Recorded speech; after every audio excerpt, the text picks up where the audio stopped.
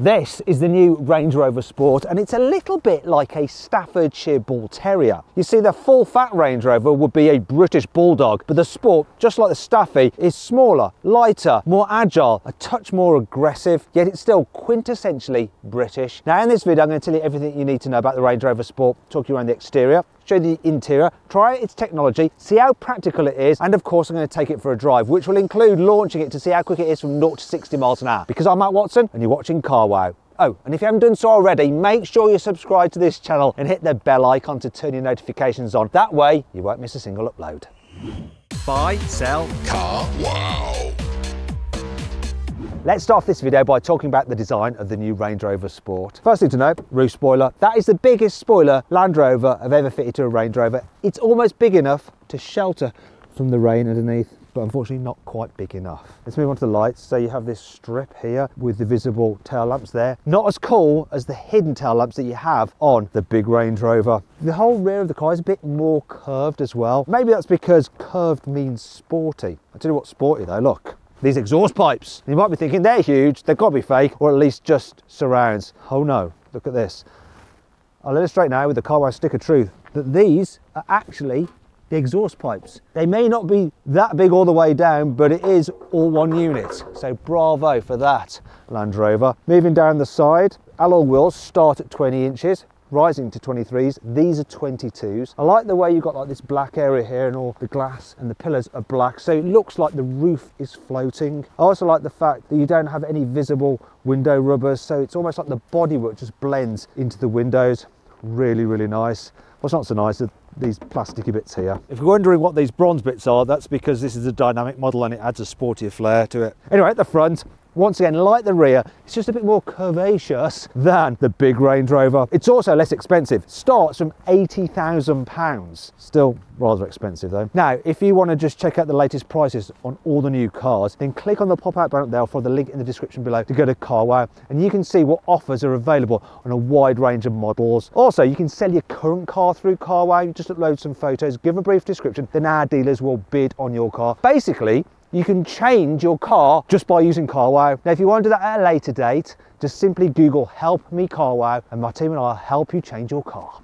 Now let's talk about the design of the new Range Rover Sport. So it looks very similar to the normal Range Rover, but there are a few bits and pieces that are different, such as the overall design of this centre console and then bits in the door cards as well. Quality compared to its competitors, very good, but it just doesn't feel quite as expensive as the bigger Range Rover, but then I guess it's not, is it? You do still have some cheap feeling bits and pieces like you do in the big Range Rover though, like those speakers here on the door tops and the plastic on the steering wheel. Tell you what I really like, these expensive feeling metal paddles for the gear selector.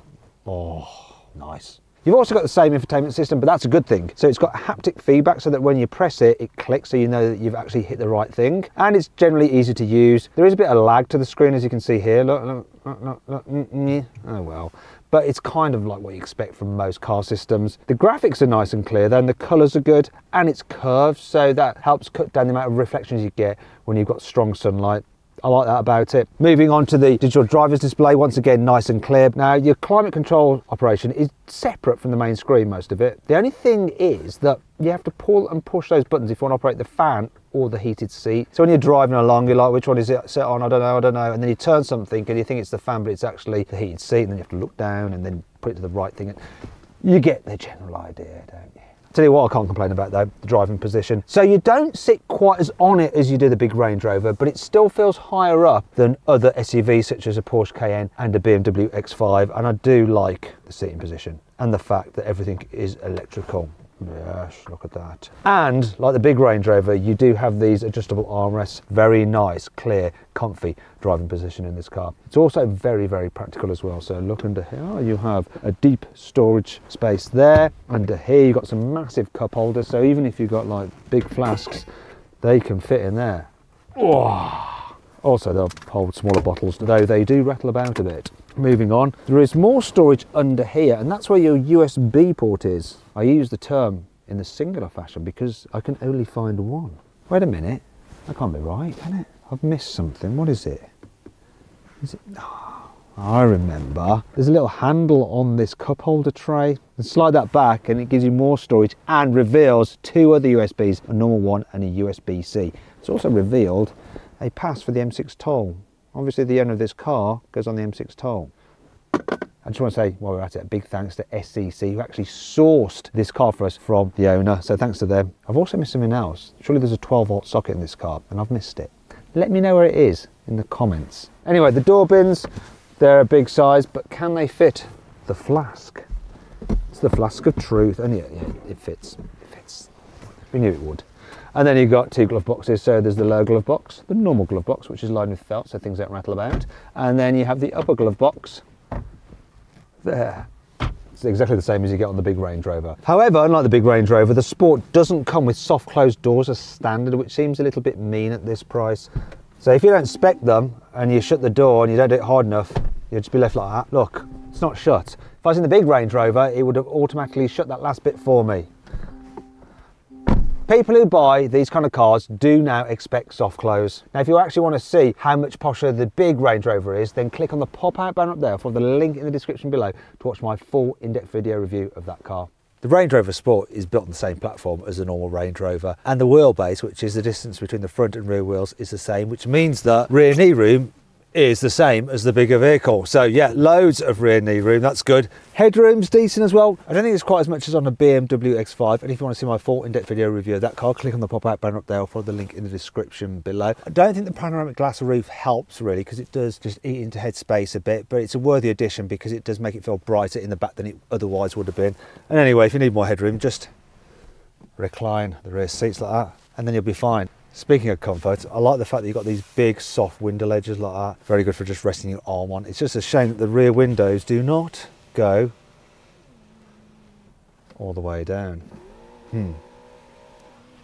That's not a deal breaker though, is it? Quality here in the back is just as good as in the front, and I especially like the very, very expensive feeling grab handles with the lovely soft lighting effect as well. I also like this posh folder style pockets on the seat backs. Got heated seats here in the rear of this particular car, and look, when I fold this down, you have hidden cup holders and a little storage tray here, once again lined with felt, stop things rattling about, all lovely. And there's through loading as well. Pull this tab, go on, pull it, Watson, there we go. Oh, I didn't work, did it? Classic. To give it a right old yank. Then you got through loading, we finally got there, didn't we? Other things to note, you've got easy access ISOFIX anchor points there, so there's no stabbing around like there is on some other cars, and there's easily enough space in here to fit a bulky rear-facing child seat. When it comes to carrying three in the back at once, well, it's pretty good. So the central seat is quite padded, there's loads of foot space, only a mild hump in the floor. And one of the things I like about the Range Rover is the actual position of your legs. Some cars you feel like your knees are up like this, not in that. The seat is quite a decent distance from the floor, so it's all very comfortable, especially over longer distances. Let's move on to the boot. Now, believe it or not, the Range Rover Sport's boot is actually bigger than the big Range Rover's boot, 835 litres. Anyway, nice square shape, look at it, and no low lip to lift things over. You might be thinking though, it's quite high. Well, don't worry, look, you can lower the air suspension like that. Going down, boy, down, down, down. That's better. It's going to be easier to lift things in and out now. It's a bit of a shame that you don't have the split folding tailgate of the larger Range Rover, which is quite cool, though it does make it a little bit harder to reach things from the back of the boot. Speaking of which, if you need to carry bigger items, you can fold down the rear seats and do it electrically. Let them do their thing. While they're doing that, I'll point out this, look, lovely little Land Rover logo just etched into the carpet. Apparently they do that with a stencil and just hoover it. Cool. Anyway, look at this load space, loads of room for all your bits and pieces. And if you look under here, there is some more storage, though not on this particular vehicle because the owner has fitted the optional spare wheel. It is a bit funny that nowadays, even with a Range Rover, you have to pay extra if you want a spare wheel. Actually, while I got this up, it's a good opportunity to point out the fact that there is no place in the Range Rover Sport to store the parcel shelf. Oh well. Also, unlike with the previous generation, you can't get it with 7 seats anymore. And that brings us on to 5 annoying things about the new Range Rover Sport. On many cars, you can deactivate the stop-start system by pressing a physical button. With this though, you have to press that little icon there to go into menu on the screen and then press that there. Annoyingly, when you then lock the car and walk away, it just reactivates the stop-start system. So you have to do it every single bloody time. There is one problem with the poppy outy door handles. You see, when the car's unlocked and it's stationary, they're always popped out. So if you're a thief and you're walking along, you can instantly tell, oh, the car's unlocked. I'll have a quick look in there. Great advert. This particular car cost £100,000, yet the key feels very similar to one from a £30,000 Vauxhall Astra. In fact, the Vauxhall seems a little bit more substantial. And this is a thing that you actually hold in your hand quite a bit. Land Rover has a pretty poor reputation for reliability, and anyone who buys one of these cars will always have that kind of dark cloud just hovering above them. What is that noise? What is that kind of weird glitch on the infotainment system? What is that clonk I heard? Is my car going to be at the dealer for a long time? At first glance, the wireless charging pad on this car seems very good. So the location of it is close to your hands, but also it keeps the phone out of your eye line. Great idea. It's even cooled so that your phone doesn't overheat while you're wirelessly charging it. Unfortunately, the mat itself is quite slippery, so when you accelerate, your phone just goes like that and just comes flying out. That's the reason the owner of this car, David, thanks David for lending us your car, has had to buy this sticky mat which he puts in there to stop his phone not going flying whenever he puts his foot down from a junction. That really works. So it does beg the question, why the heck Land Rover didn't fit a grippier charging pad in the first place? However, it's not all bad. Here's 5 cool things about the new Range Rover Sport. You've gone shopping for all the essentials, so not much. Issue is though, if you put this in this big boot, it's just going to rattle around in there and everything will just be falling about the place. But this is a great idea, look at this. This little divider. Excellent, love it. The surround view camera system is absolutely brilliant. The clarity is so good, and I love the 3D effect as well. Obviously you can look around the car like that, so you can zoom in and out, whiz around it like that as well, look at different camera angles. So nice. And it even knows when doors are open. So if you open the rear door, look, it'll open. Yay! Shut that door a second. Even if you open the boot, which I'll do now from here. Look, it shows the boot open. And that's not all though, right? Because obviously, being a Range Rover, it's designed to be good off-road. So here's you have an off-road mode. So if I go into that, you can then look at your alloy wheels there like that. So you can actually use that for when you're parking to make sure you don't curb it, and check this feature out. You can see underneath the bonnet. So if I start driving along, it's going to fill in what's underneath me. So you'll see, look underneath, can you see? See that puddle going underneath the bonnet? Really handy if you're trying to avoid rocks when you're going for some hardcore off-roading.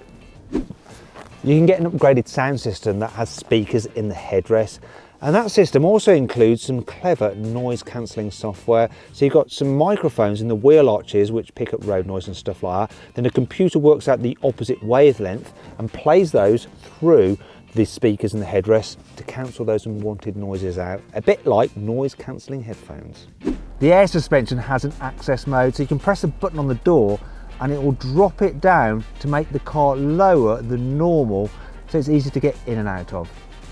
Oh, I feel like I'm going down in the world. Wait a minute, that's not why you buy a Range Rover. You buy one to make you feel like you're going up in the world. Still, it's going to be easy to get in and out. Not such a jump for a shorty like me. I'm not short, I'm average height, FYI. This may be an SUV, but it's also a proper, serious off-roader. So you've got features such as 281mm of ground clearance. You have the ability to wade up to 900mm. Also, you have a special sensor which can see how deep the water is in front of you. Then there's the fact you've got a low range mode for the gearbox, and you've got a central locking diff and a rear locking diff, plus various off-road modes which you can just select and the car will do its thing. They range from grass, gravel and snow, to mud and ruts, to sand, and then there's the wading one as well. The car even has a cruise control system that works at off-road speeds. So very clever. Now let's move on to talk about the engines. But before we do, I've got to say, I do love the clamshell bonnets you get on Range Rovers. Seems premium. Anyhow, diesels. There's a 3-litre straight 6 turbocharged diesel. You can have it with either 300 horsepower or 350 horsepower. Moving on to petrols, you've got 3-litre straight 6 turbocharged petrol with either 400 horsepower, or if you go for a plug-in hybrid, it has either 440 horsepower or 510 horsepower. Now the plug-in hybrids have quite big battery sizes, 32 kilowatt hours, which can give you a range on electric power alone of up to 70 miles.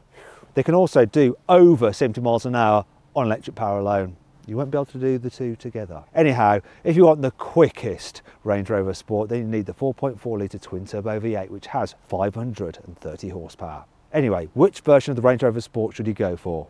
And which trim level? Bearing in mind that this one is the dynamic, so it has, look, it has this kind of shiny extra bit of trim down there. So what I'm going to do is configure my favourite Range Rover Sport using CarWow. And if you want to find out what engine I've gone for and what trim level, then just click on the pop-out banner up there or follow the link in the description below to go to CarWow. And remember, if you just want to check out CarWow at a later date, simply Google "Help Me CarWow" and my team and I will help you choose the right car for you and get it for a fair price from one of our trusted dealers. Now let's see what the new Range Rover Sport is like to drive at slower speeds, such as if you're driving around town. So I'm going around this roundabout here and the steering is reasonably light. The suspension is dealing with these imperfections in the road quite well, so you do feel a bit of a jolt, but considering I'm riding on 22-inch alloys, it does soak up the bumps very well. I think it's better than its sporty SUV competitors when it comes to riding on big wheels and over bumps. It also helps when you're manoeuvring around town. You've got a decent view out the back window and you've got big door mirrors, plus the reversing camera. It's so clear, look at that. I'm still going to park it like an idiot because, you know, Range Rover Sport owner and all that. Look, there we go, just cross the lines. Very funny, Matt, very funny. It's actually a very good car to drive around town. Gearbox is smooth as well, just blends the gears together absolutely seamlessly when you're going at slower speeds. You can see why people use these for the school run. I mean, in some ways it's terrible, but you know, they're spacious, they're comfortable, you get a great view out over the traffic because of the raised driving position, and they give you that luxury feel that makes you feel good about your life when you're dropping your kids off at the gates at, you know, 8:30 in the morning. Now I'm going to see what the Range Rover Sport is like at motorway speed. So I'm at 40 miles an hour, I'm going to accelerate up to 70. Here we go. Floor it, kick down. Took a wee while to respond, the gearbox, but we're off. And there's plenty of pulling power, and up to 70 fairly quickly like that. Now it's raining pretty heavily right now, so I'm getting lots of noise from the windscreen. The rest of the car is quiet, don't get much road noise at all. Maybe a bit of wind flutter from those big door mirrors, but other than that, not bad, fairly relaxing. Let's go with the auto cruise. Right that on, go on, hook me up. I'm hooked up. I'm on a closed test track and it's perfectly legal for me to do this. Don't ever take your hands off the wheel when you're driving on the road. It's not doing a great job of keeping me hooked up to the lane. Come on, do it. Look, it's wanting to weave a bit. Look, go, no, it hits the line and then it goes, oh no, it's trying to just keep me in. It's not the best system in the world, this. It's adequate. As for the economy, well, this particular P400 is supposed to average 29 miles to the gallon. This car, 24 miles to the gallon. It's never going to be great, is it, with something that's as heavy as this with four-wheel drive and stuff. So far then, the Range Rover Sport is very nice to drive, but it's got sport in its name. So how does it feel if you want to hustle it down a country road? Well, there's one coming up now. So I'm going to put it into dynamic mode. It's firmed up the air suspension, make it a little bit more responsive. I'm going to go for sports mode for the gearbox as well, and take control using the paddles. It's not the fastest gear changes, not like on a Porsche Cayenne. The engine does all right pulling, and it remains relatively flat through the bends until you really start pushing, and then you can tell this just feels a little bit top heavy. It's not terrible, I mean you can get down the road okay, and it's definitely a little bit more focused than the big Range Rover Sport. Sportier. They should call it the Range Rover Sportier. Yeah, it's adequate. The steering puts the car where you want it to go. It's confidence inspiring, but it's not what you'd call fun, and it's not what you'd really call sporty.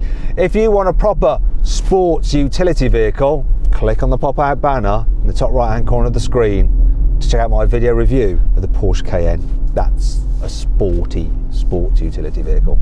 The new Range Rover Sport is supposed to do 0 to 60 in 5.7 seconds. I'm going to test it myself though. Here we go.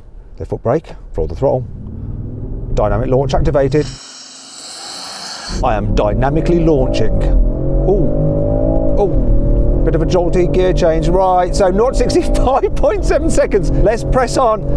Do the 0 to 100. What's it going to be? 14.29 in the quarter mile. 15.39. 0 to 60, bang on the money. It's fairly quick, this is.